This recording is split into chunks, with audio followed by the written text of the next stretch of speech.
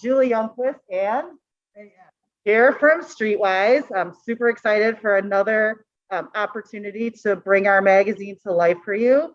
This week, we are joined by Suzanne Haney, once again, editor-in-chief of Streetwise magazine, and Israel Baer, who's with the North American Network of Street Papers / International Network of Street Papers, which we'll hear all about as we discuss the street paper movement throughout this segment. So now that we have the intros, Suzanne, I'm going to turn it over to you to kick off our discussion. Well, we wanted to talk first about how street papers started. In Israel, maybe you and I can kind of tag team on that. I believe the first street paper was in New York, and both the Big Issue London and Streetwise took their cue from that. Our founder was Judd Lofshe, and I believe we were 1994 and 1995. Julie? Alan? 1992 is when Streetwise got started. Okay. We got started August the 24th, 1992. Because we're in our 29th volume when we see it on the paper now. And of course, the Big Issue was London, and they have started all over the world. And the Big Issue London, and then there were other issues in the United Kingdom and in the British Commonwealth, and then it went from there. And Israel, why don't you tell us a little more about some of that? Yeah, well, in the modern era, there were papers, Street Sheet in San Francisco, Street News in New York City, and the Big Issue in London all started in the late 80s, in 1989, 1990. But a little known fact is, going back even to the 1920s, there was a paper called the Hobo News. I remember that. That was published in New York City and then in St. Louis, who really was the first idea of working with people experiencing homelessness to sell a street paper. And they were in publication up until 1946, after the war. And then it wasn't until again in 1989 that the modern day kind of street paper movement started. And again, that happened in San Francisco, New York, and London. Ironically, it happened without the other papers knowing that it was happening. And they all started within about 18 months of one another. And here we are today. So that's a little snapshot of the modern day beginning of the street paper movement. So was that because homelessness really began to be noticeable in the 80s?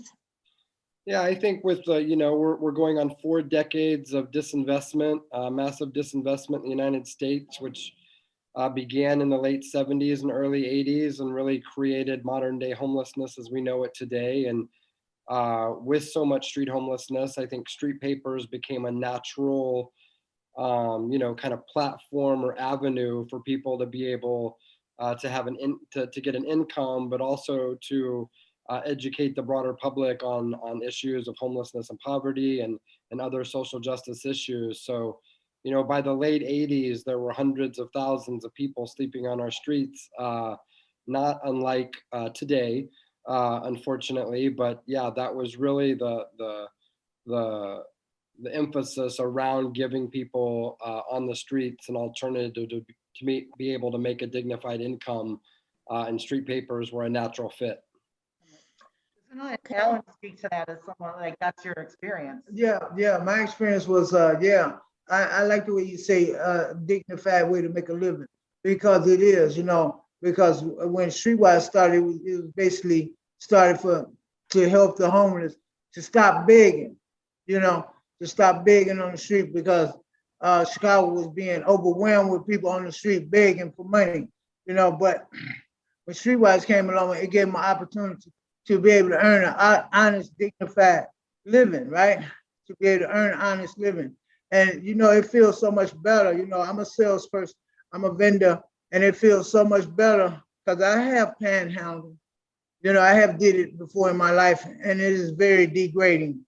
It degrades your character, it degrades your self-esteem, and Streetwise being able to sell a paper and have something to offer the public, some educational, entertaining news is very professional to me, to be able to sell something like a good magazine, good quality magazine, and people be able to read it and get some knowledge and some entertainment out of it.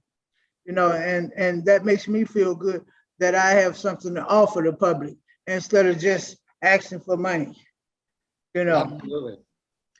Well, and so I think that's an important thing where we talk about when we write, yes, we write news that's of relevance to a marginalized population, but also to a city that's concerned that we do bring everybody up to the same level, that we don't leave people behind, and that we have an economy that works for everyone.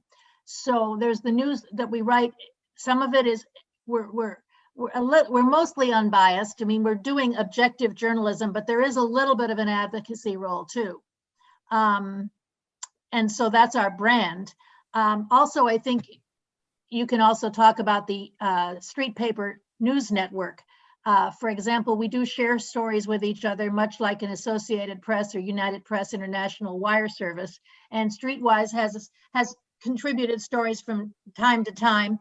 We have one that's going to be in the papers soon, the issue that we just put to bed, or the issue that's just been on the street about Judas and the Black Messiah and the Oscars.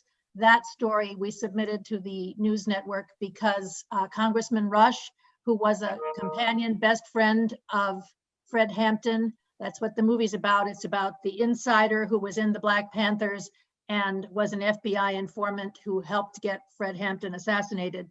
Bobby Rush was one of Fred Hampton's best friends, and he just sent a letter to the Attorney General saying that there's more material that they found that says that J. Edgar Hoover actually was cognizant of all of this and in fact running it. So those are the kinds of stories we run that everybody can use, and it makes the burden easier on all of us. And Israel, you can talk about more of how we do this in the States.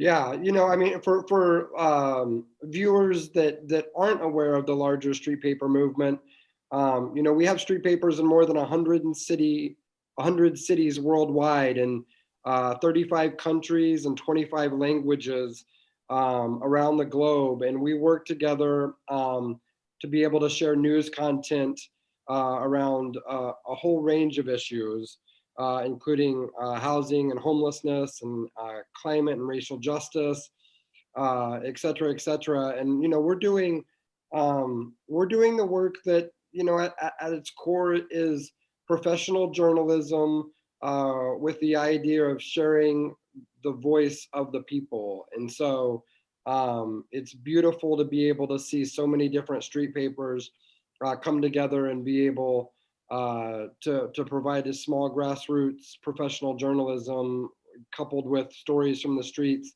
for the people. There are 25 street papers in the United States specifically. And then again, more than 100 worldwide. So we're constantly working together to be able to share content, resources, et cetera, et cetera. So it's pretty exciting, the work that we're doing. And, even given the last year, we've banded together and we're all working towards one common goal to publish media, but also give people on the streets a voice and again, a dignified income. Well, and then also we are giving, we have the vendors writing too. I mean, some people think the papers are entirely vendor written, and they're not, but there's a thing there. I mean, everybody gets to write about what they're expert in. If you're a journalist and you're writing about homelessness, in a sense, it wouldn't, at all times, we can't be having vendors write about homelessness because they might not be objective. They might be really passionate, and people would say, oh, they have an axe to grind there. But there's other times when you can say, this is my experience, and people say, oh, I get it. Now, Alan, for example, we're doing a story on recycling, and Alan gave me a fabulous idea that took me off on a tangent and really solidified where I was going with it. He talked about the experience of people picking up cans and recycling them for money. And so I researched metals, and it turns to be a lot deeper than that. We turn out to not be self-sufficient in all of these metals. We need recycling. And various metals recyclers told me that in no uncertain terms, that people who are picking this up off the street are performing a service. So it informed my writing. So it all works together. You know, you just have to keep looking at it with the big picture. Yeah. And you know, I think it's important that, you know, homelessness is not a monolithic experience, and people's voice covers a range of different issues depending on region and geographic areas. We have indigenous people experiencing homelessness. We have people writing about their experience being a person of color. We have people experiencing a whole range of different issues, just like anybody else. And so I think it's really important when we give voice that it's not just always about the experience of homelessness, but it's about the experience, you know, it's about the human experience in itself. And we try to do the best of our ability to try to create a platform for those voices to be heard, while also doing a variety of different investigative work that affects the communities and the world we live. So Israel, I think that's so important. I wanted to give Alan a chance to speak to that too. Is like, as Suzanne had mentioned, this, you know, the recent article that we did, Judas and the Black Messiah, is like, homelessness isn't monolithic, and just because you're homelessness doesn't mean you can't have an opinion about culture and life and history and food and movies and theater. And so that's one of the things, as well as more hard hitting and informing what our, you know, editorial trajectory is, but also, like, you know, you can talk about your experience writing about that, but I think it's so important to just make that distinction for people. You know, the magazine is like a mediator between, it could be a mediator between the black and the white, it could be the mediator between the rich and poor, you know, and I've known it to be both.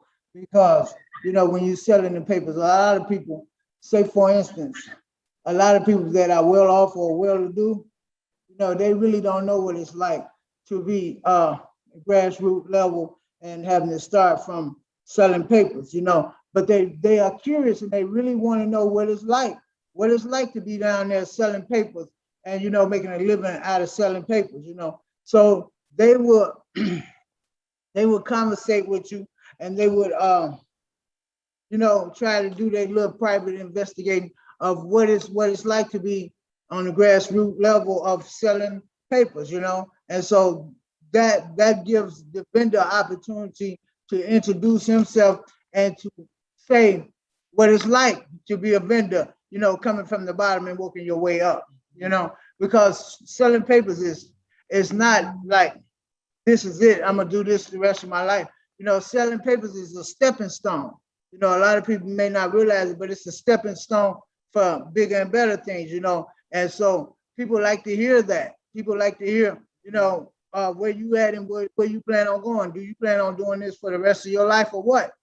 You know, and so that's interesting. That's the reason why I say it's a mediator between the vendor and the customer. And, you know, that's the part that I can really appreciate about the street papers. You know, it brings together people that normally wouldn't mix. Mhm. You know, it brings them together. Absolutely. Yes. And it's a good feeling, you know, and to me personally, it affects your dignity and your self-esteem, because, you know, if you was, say for instance, if a person was just simply begging, you know, a person would walk by and just give them something to say, shut your mouth or hush up, here's something, you know, to keep you entertained for a minute so I can go on about my business. But with the paper, you know, and especially for me writing an article, you know, people, you know, they'll read the article and say, oh, that's how you feel, you know, or like the last recent article I wrote about Judas and the Black Messiah, I had a chance to meet Fred Hampton. And a lot of people were like, what was it like to meet Fred Hampton? You know, I read your article, you know, but I was like, I explained it in the article. So it makes a connection right there. Absolutely. It was That's an what I can excellent appreciate. story, because he talked about the free breakfast program that the Panthers had ahead of the government providing it to the public schools. And yet there was a little bit of an edge to it about being a revolutionary. And, you know, he was only 7 years old and he's trying to mull it all over in his head. And he kind of did do a good job of mulling it over as a 7-year-old. but it really encapsulated everything that we tried to write about in the story. You know, the need for people to have resources, but also some of the politics behind it. Absolutely. And both you all talked about the international aspect of it, to be able to relate to another paper that's not nationally, and I can appreciate that about Inspire, the international network of street papers, because we do share stories. And I do remember Susan and Dave handed me a copy of some papers that was wrote in England, but actually I did the writing here in Chicago, but it wound up in England, and that was good to know. That was good to know that I'm a part of an international network of street papers, not just a local network. I think that was the issue on travel, wasn't it? With vendors favorite places. Yeah, it was fascinating. I mean, not only was Alan talking about his favorite places in Chicago, but we had people from Washington, we had people from Bangkok talking about the inside places. It was just absolutely fascinating. It was, really. Yeah, it was real insider. Yeah, and I think one of the beautiful things that the street paper movement brings is it allows us to understand and listen and read the voices of people on the ground around the world. It's not written through the lens of academia or from an intellectual interpretation of a different culture, but it's actually street papers coming together that are a part, that are their communities. And so the writers and vendors and the street papers themselves are made up of those communities, and we're able to share that content in a way that gives voice to people around the world, that's not filtered through so often the way we may assume or stereotype different regions around the world. So it's really a great opportunity when we're all able to come together and when we share each other's content, et cetera, et cetera. So. Yeah. And speaking of grassroots or ground level, I love the name of the street papers. Okay. And in Memphis, Tennessee, it talks about the bridge, and then in Austin, Texas, the Challenger. These are some very catchy names. The Denver Voice, the Making Change, the Homewood Street Journal, and let's not forget Streetwise. Okay, everybody want to be Streetwise. Okay, so these are some catchy names, and I really like the names of the paper, like Seattle, Washington, Real Change. Yeah. You talking about some grassroots stuff. When you just look at the name of these papers. Yeah. And I really can appreciate that. Good observation. Absolutely. Yeah, it is. It is. Yeah.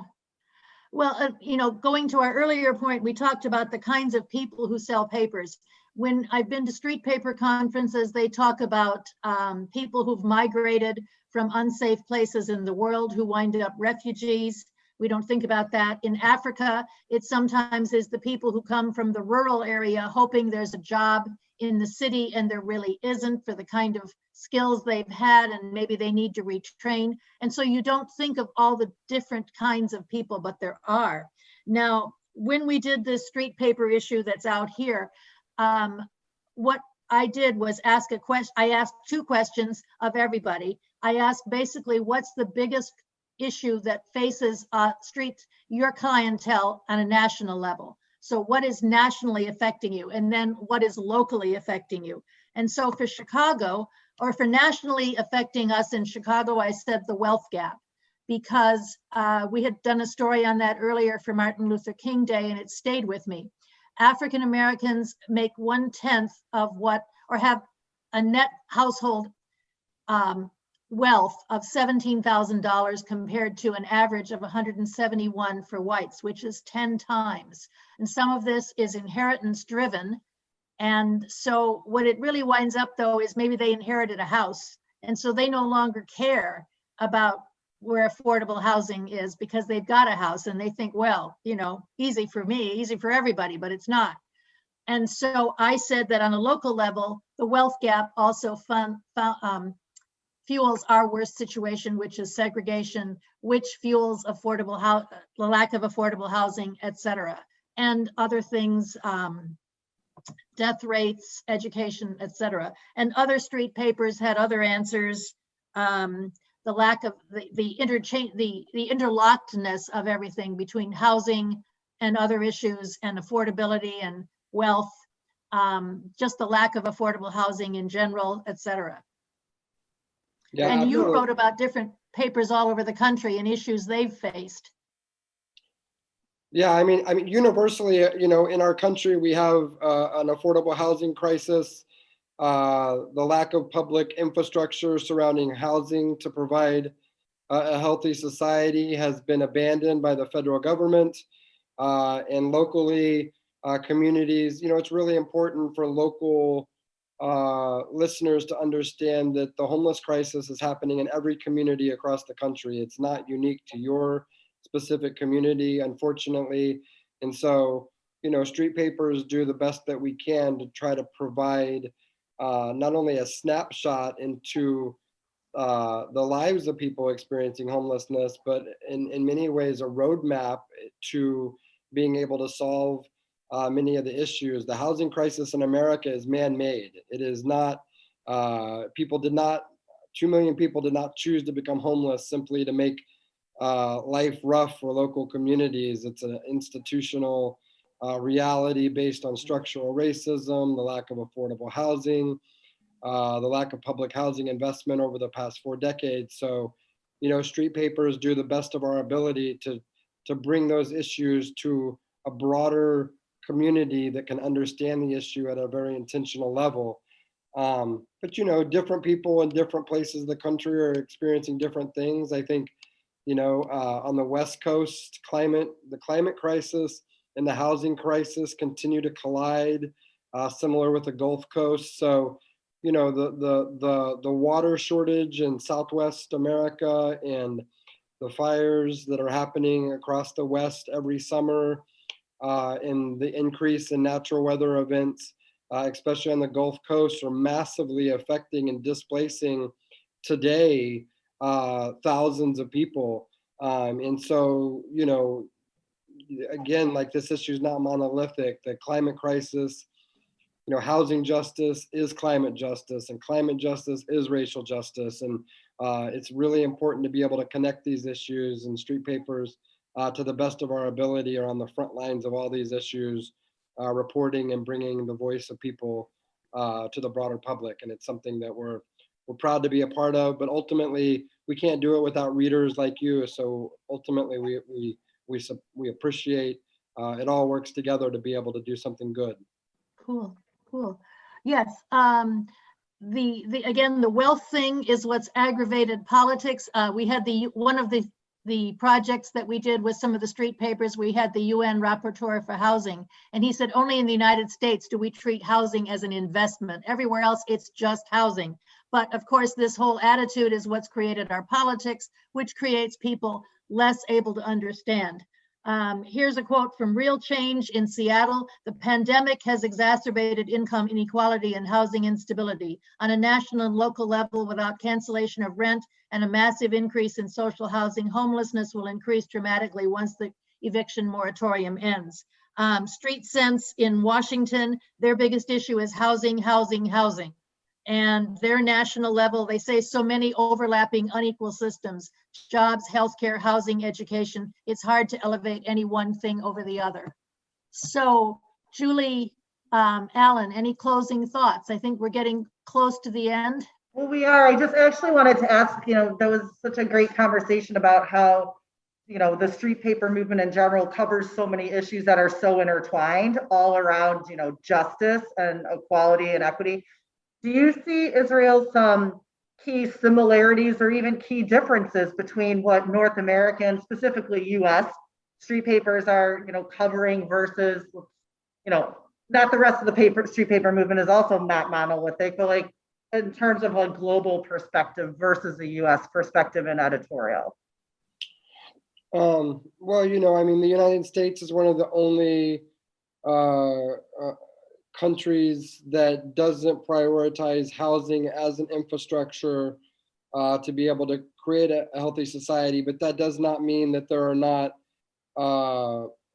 issues that are affecting countries around the world around housing. So, Europe right now continues to work with tens of millions of refugees that have been displaced from the Middle East. And while they have social housing for their own communities, there's a massive housing shortage for refugees. You know, structural racism exists around the globe. And, you know, white supremacy is an American reality, but it's a reality that's born around the world. And so equality, racial justice, social justice, many of these issues we're fighting across the board. So, you know, there are similarities, but there are differences. But ultimately, what makes us all unique is that we're human beings that care about the world we live in, and giving people the opportunity to have a safe and stable home and a income to be able to exist in the world. Oh, well said. That's like the greatest quote to end the segment. And then all the things that we discussed in this program basically are in the paper, and you know that's the reason why the paper is so educational. Before I came to Streetwise and started selling paper, I used to actually buy the paper because I wanted to know some information about, you know, on the street level, some information about, you know, housing, healthcare, and all that, you know. And so I found the resources that I was looking for in Streetwise, you know. So it's a very educational thing, you know, for a lot of people. And for people that's out there that's unemployed, it's a way to make a living. It's a way to earn an honest living. You know, we used to be at 5445 North Broadway. Now we're at 2009 South State. Okay, so the people that's looking to be self-employed, you're welcome to come down to orientation Tuesday and Thursday at 10 o'clock, 2009 South State Street. Okay, and we'll get you started with 15 free papers and get your wheels rolling. And you too can be a part of the International Street Papers. Okay. Great. Thank you, Alan. Thank you, Suzanne. Thank you, Israel. Thank you so so much for your Thank time. you, Alan and All right. Julie. Thank you. All right, See you all next time.